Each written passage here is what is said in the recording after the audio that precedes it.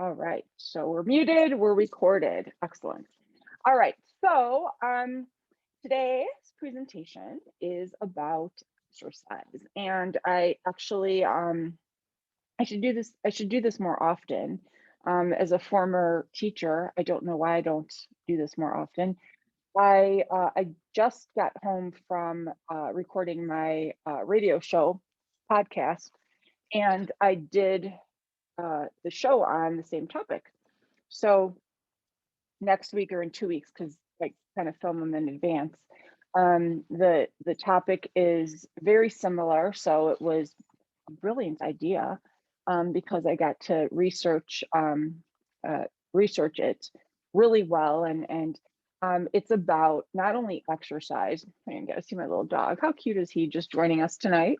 There's Boston after the Boston Marathon. And very well suited tonight because it is about exercise. Um, the topic is about exercise and how to make it part of your life. And so there are people here that love to exercise.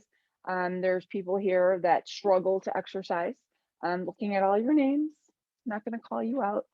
Um, there's people here that have limitations and can't exercise.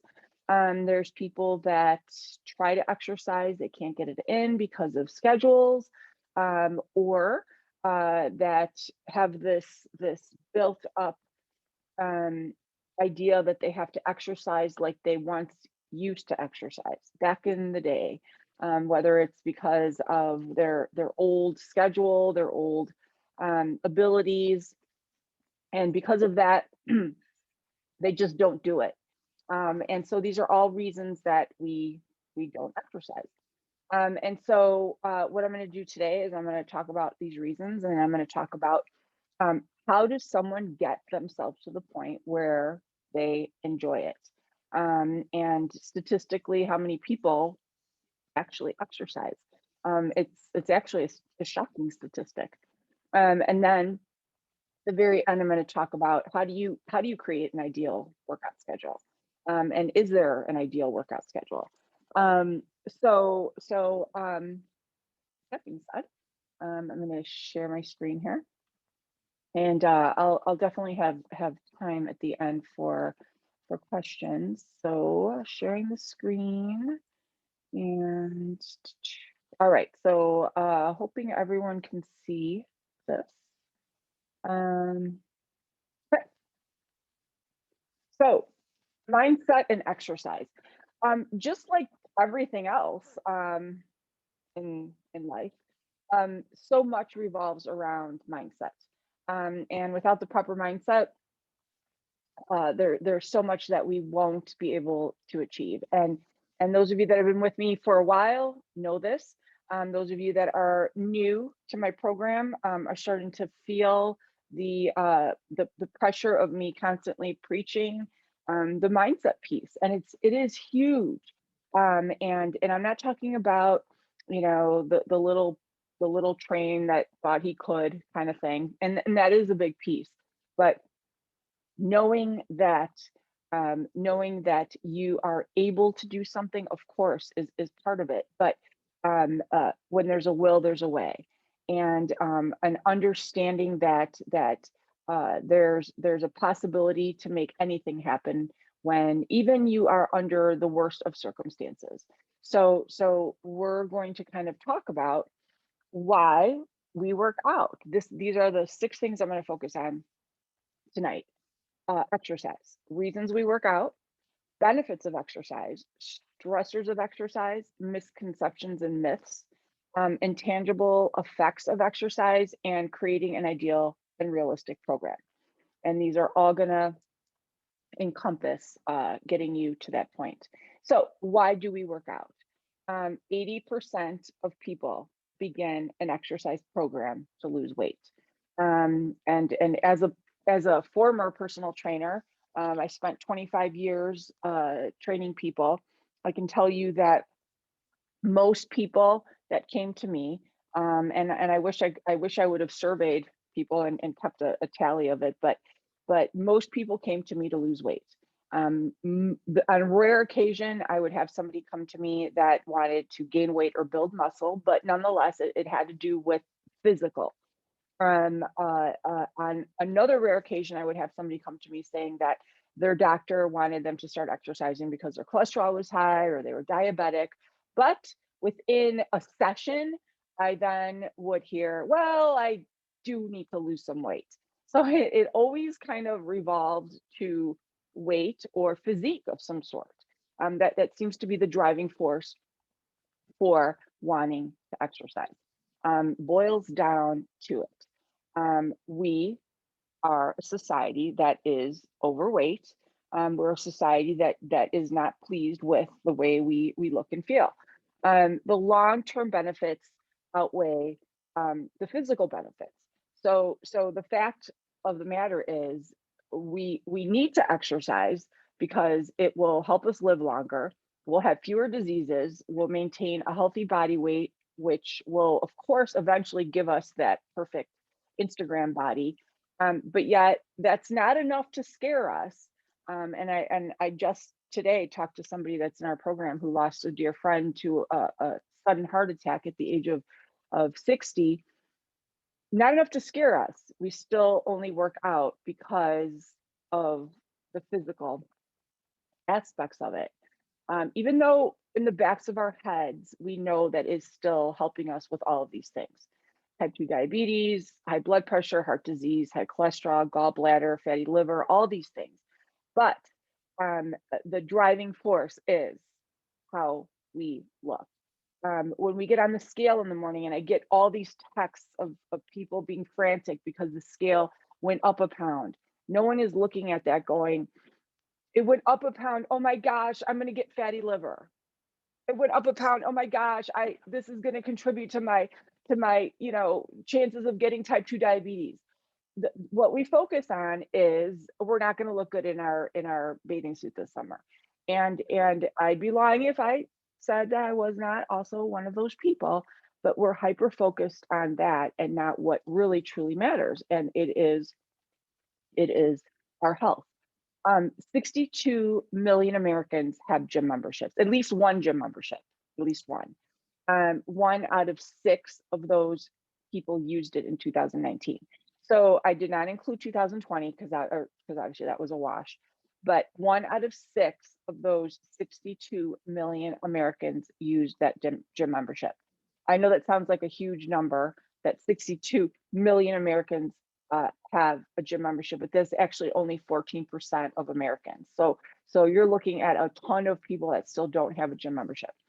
12% of this number here um, uh, only used it in January.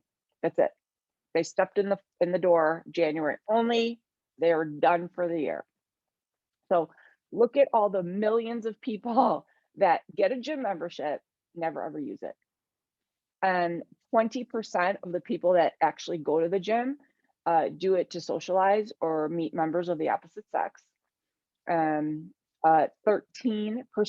of people that have a gym membership lie about going. So we have a very misconceived notion of how many people actually work out. And I mean, I'm in this industry and I read this statistic and I was like, really? I mean, it seems like there's a lot more people that work out than this. But again, if 13% of people are lying about it, I suppose, and you go on social media and that's all you see are the people that post every single workout that they do. Um, uh, I suppose, but then you look at the statistics of the fact that there are a third of Americans are obese, not just overweight, obese. I can see that this is, I'm sure, very true. And this is not a statistic that I found on just one source. So what does this tell us? It tells us that people do not like to work out. And the number one thing that I heard as a personal trainer on a regular occasion, well, there were two things. One was, you make that look so easy. Like I heard that repeatedly. And two was, just so you know, I would not be here doing this if it wasn't for this session. I heard that over and over and I get it. People would not have come to work out if it wasn't for the fact that they would have blown me off and they didn't want to do that. So they were paying 65, $70 an hour to show up for the session. It got them there. It's astonishing.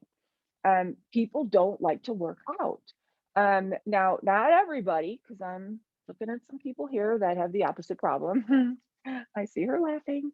Um, but and I'm going to talk about how did that happen to some of us, and I'm going to share that magic switch that went off in our heads. And I'm going to share a story with you right now.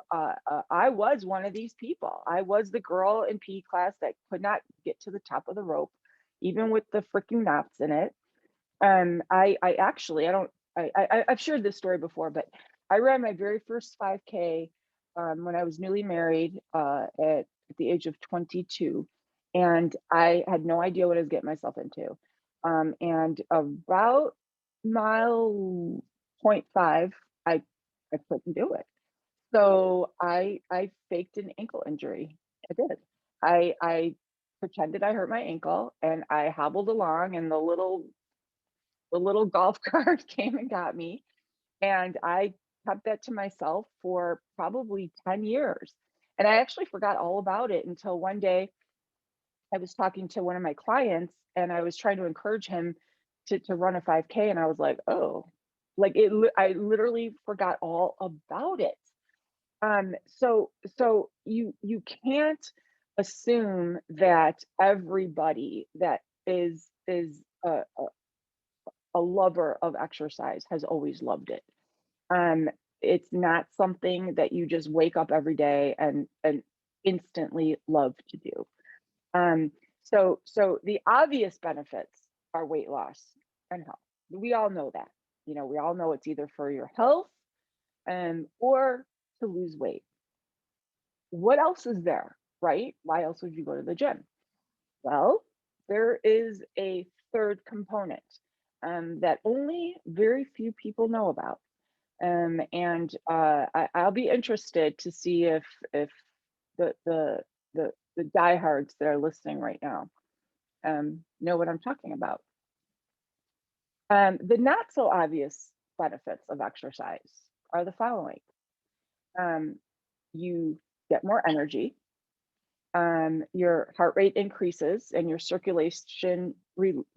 blood circulates, and you release endorphins that strengthen your heart and give you more energy. Energy breeds energy. So I want to talk about this.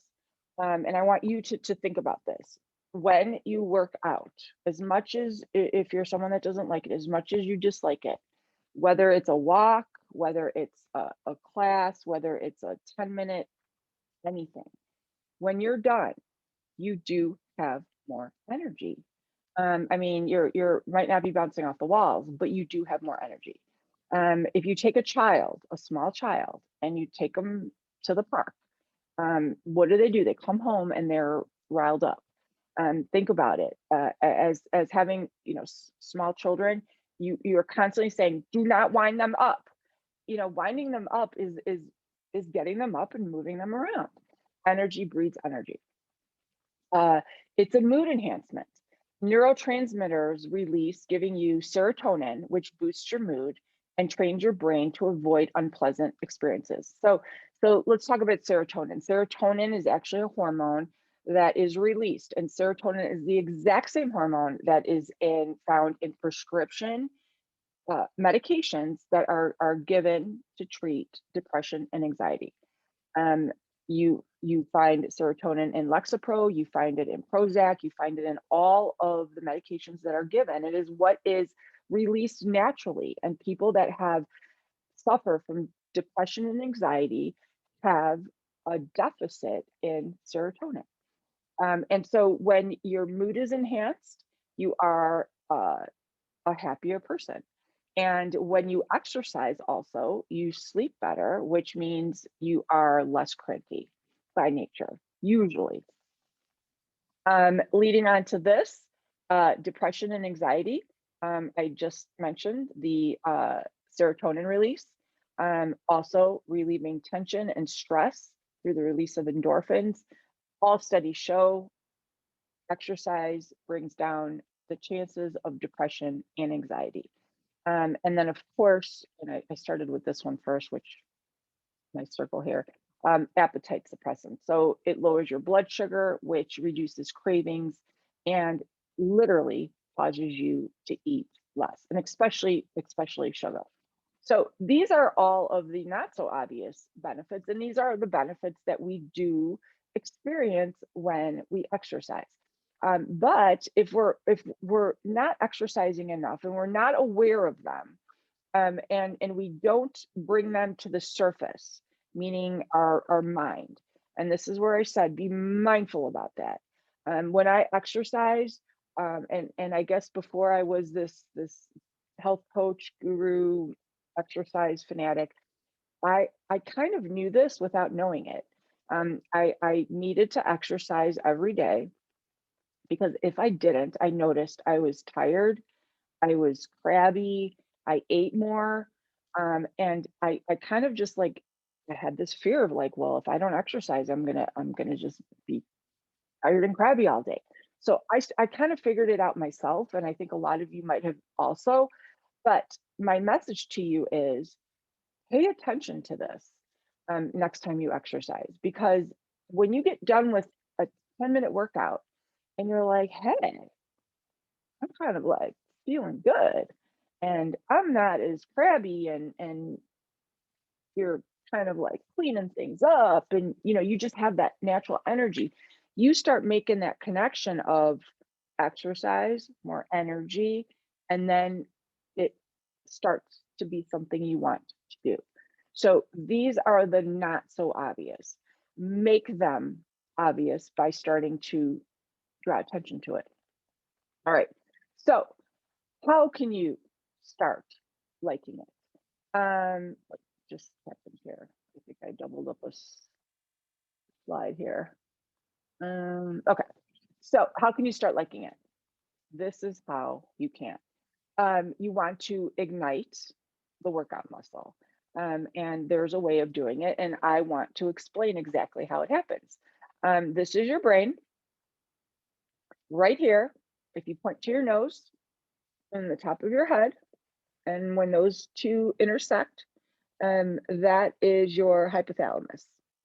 And the hypothalamus is a gland, and it releases a neurotransmitter that is called dopamine, and that is the happy hormone. I have to say it like this: the happy hormone. So dopamine is the exact same hormone that or neurotransmitter that is released. We release it all the time when we have something that's pleasurable. So Valentine's Day, we had chocolate. We released dopamine. Sugar addicts, we are releasing dopamine all the time. When we eat sugar, we release dopamine and our brain goes, whoa, that was really good. And then we see sugar the next time and we want it, we crave it. Cigarette smokers, cocaine addicts, heroin addicts, all addictions release dopamine. Anything pleasurable starts with the release of dopamine. So when we exercise, we release dopamine. The problem is when people start exercising and they go about it the wrong way. And what I mean by that is they join a gym and then they go and they spend an hour in some class that overwhelms them. The dopamine's released, but they're so exhausted and frustrated that they don't want to go back. They're like, ah, there, that sucks. And all they can think about is how awful it was and it sucked, even though they feel good, but the awful that sucked feeling surpasses and they don't want to go back. It's like torture. So the key is to start with small doses so that you're like, whoa, that was really awesome. I feel really good. And you are feeling that happy hormone. So let's go back to my first 5K. I did not experience the happy hormone because I overwhelmed, I frustrated, I was hell no. I mean, there was that killed my running for 10 years. Um, you want to have it be like candy, have it be a sweet little treat, and whatever it is, no matter, even if you are an experienced exerciser or you used to be and now you're trying to get back into it because either life took over, you had kids, you started a career, and now you're trying to get back into it. Start slow so that you have a little nibble and you're like, oh, I'm feeling the energy. I'm feeling less depressed, less anxious, less tension. And then you are going to want to go back for more. So does this make sense what I'm saying? So my tips for starting are, don't be an overachiever. And I say that because we are a society that our lives are on social media and we see what everybody else is doing, and we want or think that that is what the norm is. And we shouldn't compare ourselves to others. And so we shouldn't compare our routines to other people's routines.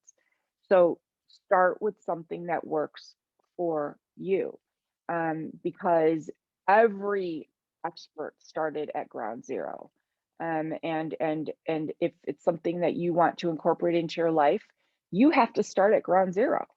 I have this conversation all the time with people. Well, I used to run 5 times a week and it was 3 miles a day and I felt so good, but now I don't do it at all. And so I just don't know how to start. Um, that person in their brain doesn't know how to start because they think that they have to run 5 days a week, 3 miles a day. That is not happening. So don't set yourself up for failure. Start with something small so that you can at least build up and create a whole new routine. It doesn't have to be your old self. Setting yourself up for failure will inevitably get you nowhere. Avoid all or nothing syndrome. This is extremely common where people bite off the biggest chunk. I see it all the time where we max ourselves out and think I'm doing this, and it lasts exactly 12 days, and then we don't go back. A little something, like getting your feet wet is going to bring you so much more than diving into it. On my podcast today, I talked about the fact that I dislike golfing. I live on a golf course. My office right here is on hole 4, and I see people walk by like just all day, and I have golf envy. I I dislike it, and this is why. My first golf experience ever, or my only golf experience, was a 3-day weekend in Myrtle Beach where I did 18 holes a day. Like, that's all we did. And I had no experience, I had no knowledge, and I wanted to die. I will never go back. I mean, it was like you just can't do that. So start small, get your feet wet. And don't try to run a mile before walking one, literally on both occasions. Don't try to take a full on spin class if you've never done or seen what a class is like. You know, investigate it out. I laugh at the amount of Peloton bikes that I see on marketplace. I mean, people are selling them already, because they buy them and they're like, well, they're sitting there being unused already. So walk a mile before you run. Something is better than nothing. 10 minutes can lead to you finding something that you really enjoy. And as somebody that faked an ankle injury at my first 5K. I can show you my 51 marathon medals, and I look at them all the time up there on the wall, and I'm like, how did that even I don't even know how that happened. I woke up so many mornings at 4 in the morning, bundled up, and I hate the cold, and I did it because I wanted to. It had nothing to do with what it was doing for my body or my insides. It was because I knew how it would make me feel and how it would set up the rest of my day. And so that's where the mindset piece has to be. So when you are feeling like you don't want to work out, um, don't think you're doing it to burn the calories. You know, that of course is going to be a benefit. Do it because you know you are going to have a better day. Do it because you know you're going to be nicer to your kids and your spouse. Do it because you're going to be more productive. Do it because you are going to stick to your diet better. Do it because you're going to have more energy and less tension in your day. And when you start realizing that at the end of the day, that like, wow, I did all of that because I worked out for 10 minutes, 10 will turn to 20, 20 will turn to 30. And who knows where it will go. I mean, you might turn into some of these people here that I have to yell at for working out too much. So that is truly where the addiction begins. And so with that being said, your workouts should be based on your time that you have available. I'm always asked, well, how much should I work out? How much should I work out? Find something that works for you. It should be minimally two strengths a week, minimally. It's important to incorporate strength because cardio, we're so focused on the calories. And again, 51 marathons, as my focus, calories, calories, calories. But your body needs strength work, your metabolism needs strength work. And even though our watches and our gadgets all tell us what we burn, while you're doing cardio, yes, you're burning more at the time, but the benefits that you get from lifting weights far surpass the cardio benefits during the exercise. So during a weightlifting segment of a half hour, you might only burn 120 calories because your heart rate's not getting up, unless it's like an ignite class or something where you're really wild up. But afterwards, for 9 hours after, you are burning an accelerated amount of calories because you lifted weights. And you're building muscle, your metabolic rate is increasing. So that's a benefit. Cardio, of course, you should do for your heart, your respiratory system, and for that calorie burn during. So the ideal workout, again, for each person, is to incorporate both. And if you only have 2 days a week, then do one of each. If you have 3 days a week, then do two strength, one cardio, and on one of the strength days, tack on 10 minutes of cardio, and build up from there. But the very last thing that people should do is just strength, just cardio. It really does need to be an equal mix of both. And you're going to have your preferences, of course, but try to switch it up. Try to the more you switch it up, the better it is for your metabolism and for your body. And as far as myths go, the myth of put it to rest that you shouldn't work out 2 days in a row and you shouldn't do the same workout 2 days in a row. That is a urban legend. If you were to lift weights and do this exact movement, 3 sets of this, and then 3 sets of this, and then 3 sets of this every day for a month, that probably wouldn't be wise. But if you're doing a whole body workout, and it's like one of the live workouts or one of the ignite workouts, you're doing so many multi muscles that is not going to harm you by any means. What will harm you is if you do nothing. Because I chuckle. The people that ask me, well, I heard you can't work out, shouldn't do the same thing. I always say, well, what do you do? And they always come back with, well, right now, nothing. Because it's usually their cop out for just not doing anything. And finally, my ultimate biggest finding ever, as somebody that has run thousands of miles, walking is so underrated. I once actually lost 20 or maybe 25 pounds when I developed kidney stones the size of gumballs and couldn't run. And I was forced to walk instead. And the walking, the change of my heart rate being lower, I actually dropped that much weight. I did nothing else, changed nothing. And so don't always think that being a runner is the miracle cure to weight loss. My diligency of making sure that I was walking, making sure that I was getting my steps in. And I just told somebody this morning, when I was just a runner, I would wake up and run my 5 miles. I'd be at 10,000 steps.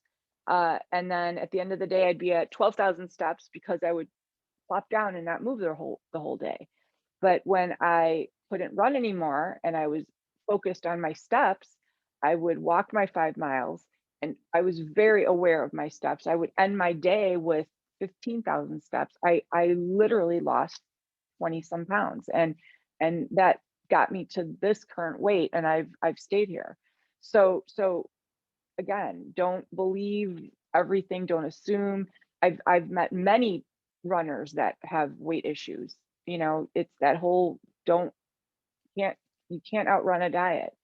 And so do a program, do something that works for you, and do it for more reasons than just weight loss. And you'll find that the benefits of that will take you farther than you ever thought. So, any questions or comments? Yeah. Any comments from my avid runners, or uh, any comments from my people that don't have issues working out, or maybe have experienced what I did, like didn't exercise and then became an exerciser?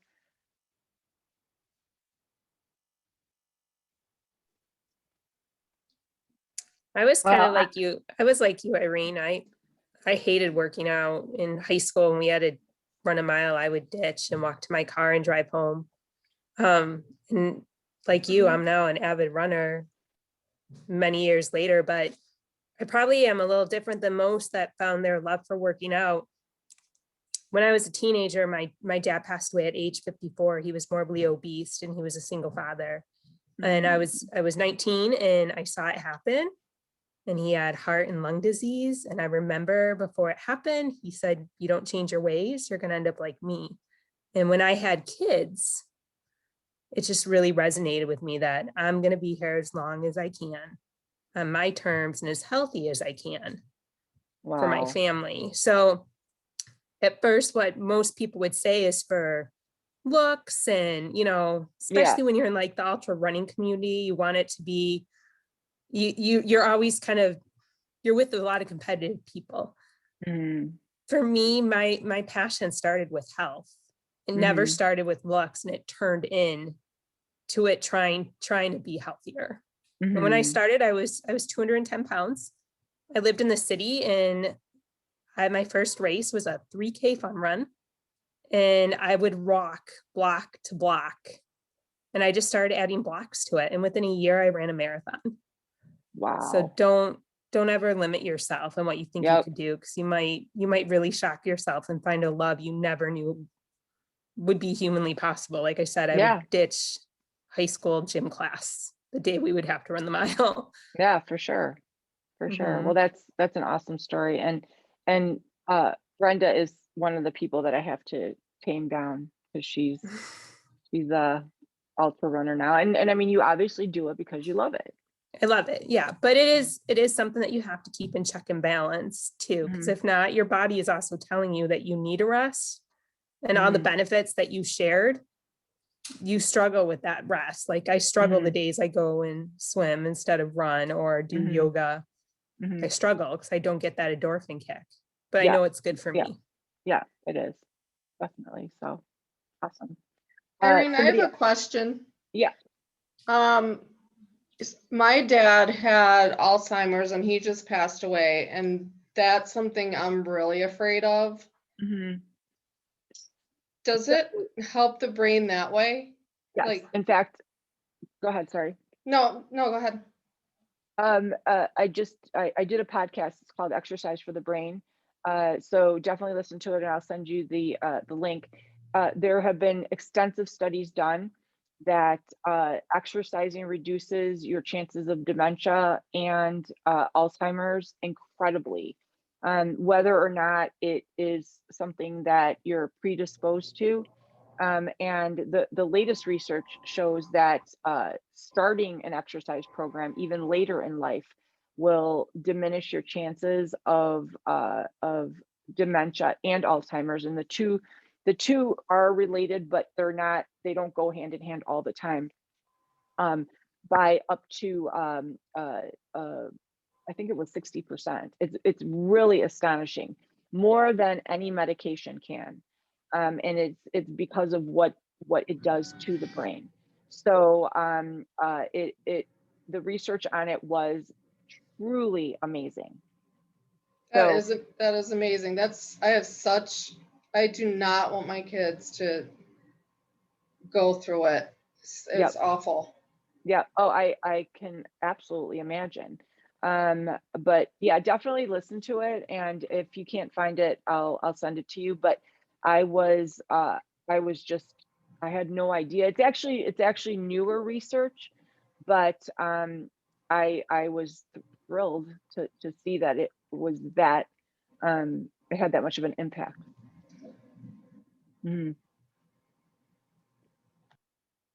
Anyone else?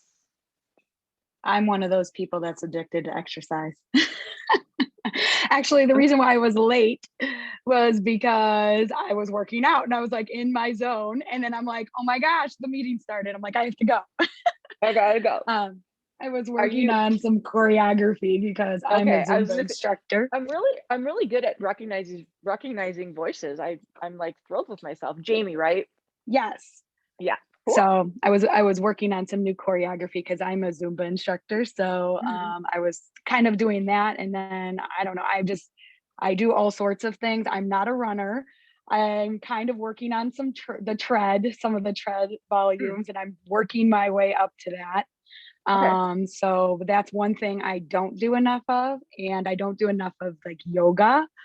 But I do agree with the walking. I never used to I thought, well, walking is not like that important, but it is like it totally, even if it's like a tiny little walk, if it's a day that you're like not feeling like you want to work out or whatever, just do a quick walk. Or even if you have a treadmill or whatever, and like do it for like Irene said, like 10 minutes. And you just seriously, you boost, get that energy boost. It's like amazing. Yep. So. Yep. And actually, I used to have, for those of you that have read my book, and it's actually, I'm going to load it up, fingers crossed, everyone. The edited Audible files are done. I'm going to load it up to the actual Audible site for them to approve it. So the Audible hopefully will be done soon. But for those of you that have read my book, I had this witching hour that I would call it at 3:00, and I couldn't control the cookie eating and the sweet eating, which seems so foreign to me now because I've completely cured myself of that. But I used to go for walks at 3:00. It was like I would get these sugar cravings, and when I would go for a walk, even 10 minutes would make me not. I'd come back and I was like, wow, the craving's gone. So your heart rate comes up, and then it will diminish it. So another reason. But you have to be strong enough to get yourself out the door, because there were days where I was like, nah, I'll just have cookies. I mean, I'm being honest. but once you get yourself to that point where you're like, I'm going out the door, you get into that habit and you start feeling really, really good, you know? Yeah, and I don't even know So, how many times, whether my like either in my college days, because that's kind of when I started my addiction to exercise, or mhm, even just now. There are days that, you just wake up, like, especially when you have like your period or whatever, and you're like, "Bleh." Like I was the one that mhm, posted like like last week, I was like, I totally was in the mood where I'm never in the mood to not work out, but like I was mhm, in a mood where I was like, I was not gonna work out. And then I mhm. did it, I pushed through it. And then after I did it, I was like, oh my God, I'll never say like I don't feel better after that working Oh, out. for sure, for You never sure. say that.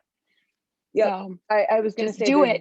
there's very few times, unless you're sick, that, and I've said this to clients all the time, no one ever regrets actually doing the workout.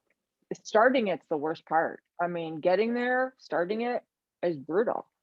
But I mean, there were many runs where I was like face down on the kitchen floor, like I don't want to go. But it's just like once you start, it's the best thing in the world. And you know that you're like just start, and the ball's rolling then, and you're golden. You So it know, really doesn't matter what time of day. Like if you really can't get there in the mornings before work. no, there is absolutely zero correlation um to date time that you work out, but I have found, and there's no research to this, but I have found with all the years of training that you have to find a time that works for you. If you're somebody that has to force themselves to get up in the morning and it's just not working, I mean, there are people where it's a hard no, like you are just not a morning person. You can't force that. Then you have to find a different time. If you're somebody that would rather do it after work, um, great. But I caution you with that because the after work is so easy to get sidetracked, and you have to commit yourself, because if you are someone that's going to work out after work and the kids call and say, we're out of orange juice, mom, you have to be like, well, I'm working out and then I will stop and get the orange juice. Because if you are at all weak and teetering, you're going to stop and get the orange juice because you don't want to work out.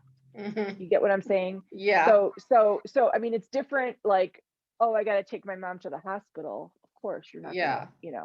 but there's just so many weak moments where you're like, oh, yeah, I got to go to UPS and drop off this. No, you don't.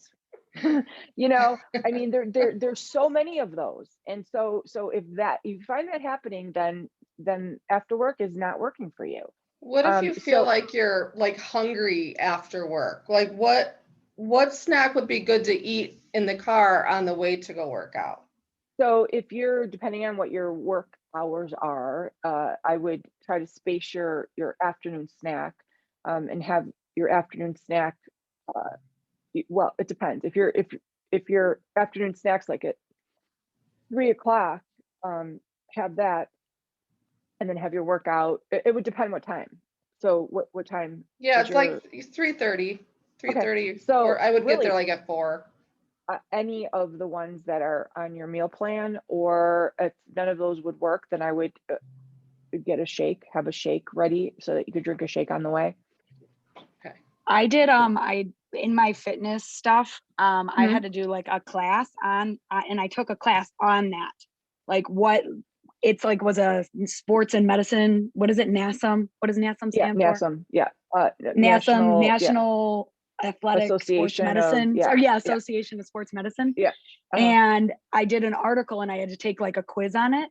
And basically from the article, what I remember the most was, because this is my situation a lot, like what you're saying, where I'm going to work out right when I get home, but I'm hungry right then.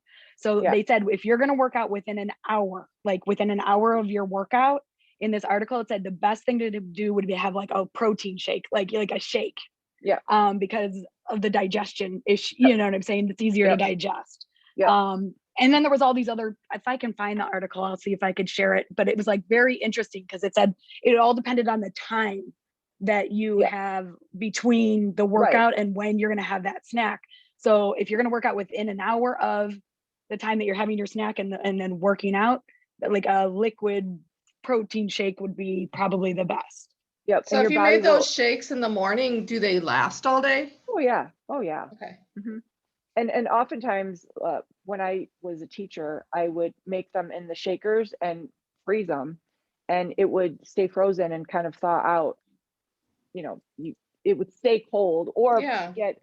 I have it on the Amazon list. I have one of those. They're insulated, so you don't have to freeze them, but they will stay like refrigerator cold then all day, like a Yeti kind of thing.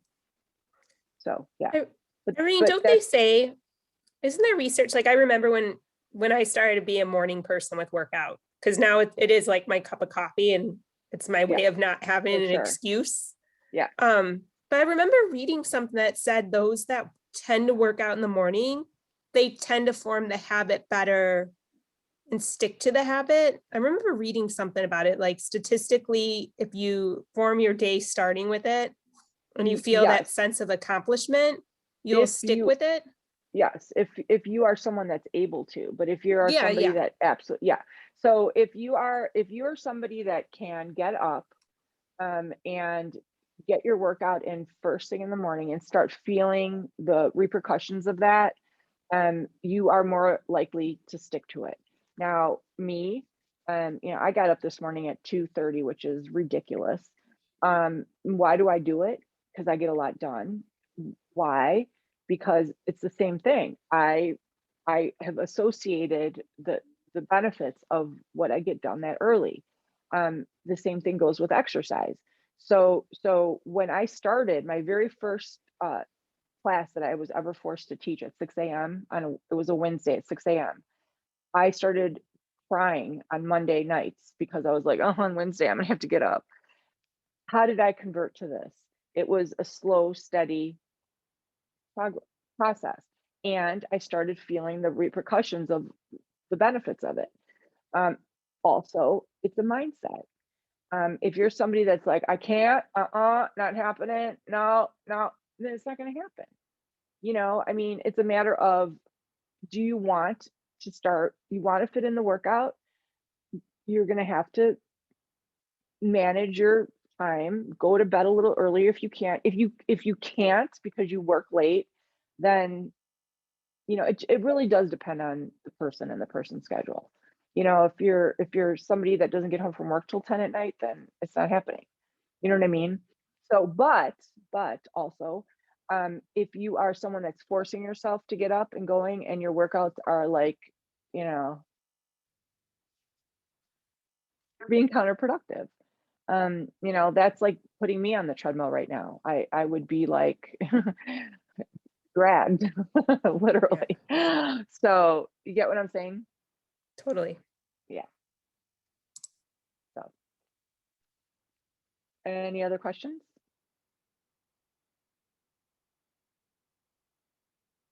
Okay. Did you guys see the quick video that I put up? I know I made a bunch of tutorials, but did you guys see the quick video that I put up on making my emails a filter for them? If you didn't, check it out, because I know some of my emails are getting lost. So I pinned it up on how many of you know what, let me just show you real quick, because I know Julie, you're on here watching. So since we have a couple minutes, let me just show you really quick. So I'm gonna share my screen real quick. Quick change the subject here. A lot of you do have Gmail. So, and if you don't have Gmail, I'm pretty sure that, let's see, hang on a second. What did I do? Zoom share, you share. Okay. If you don't have Gmail, then I'm pretty sure that a lot of the other ones work very similar to this. So let me open up my, here we go. I don't know what I'm doing here.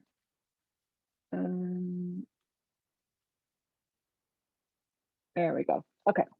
So what you do is you go to are you guys seeing this? What you do, because the other day I did a Zoom and it doesn't look like you guys. So are you guys seeing my Google? Yeah. Okay. So what you do is you go to your Google Mail. Okay. And I did put this on Facebook, and I put it in the newsletter too. So you go to your Google Mail, and then what you do is you go up to this bar where it says search mail. There's a little arrow here. You click on that, and where it says from, you're going to put in my email address. Okay. And click. So the part that you want to do, this will just give you a search. But what you want to do is you want to create a filter. Okay, create filter. So what you want to do is hit star it. You want to hit never send it to spam. If you want to mark it as important. If you want to put it in a category, you can put it in a category. So with Gmail, there's primary, there's socials, there's updates. Primary is the best one. And then create filter. So then every time you get mail from me, it'll have a little star, and it'll be a favorite. It will never go to spam if this happens. So this is a little something that you could do, so that my stuff doesn't get lost, because it's making us all crazy when that happens. So, and then tomorrow morning, 7 o'clock, we're doing sticks.